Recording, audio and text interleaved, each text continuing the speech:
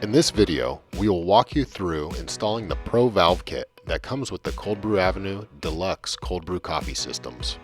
Begin by wrapping the threaded portion of the tri-clamp fitting with Teflon tape in a clockwise direction. Screw into the lower hole of your cold brew system, then gently tighten with a wrench. Be sure not to over-tighten this. Inside your cold brew system, insert the pickup tube sideways, then turn downwards so it rests at a 45-degree angle. Next, you'll be installing the butterfly valve. Make sure that the teeth point outward on the butterfly valve. Use a silicone gasket in between the two tri-clamp fittings. Then secure with a clamp.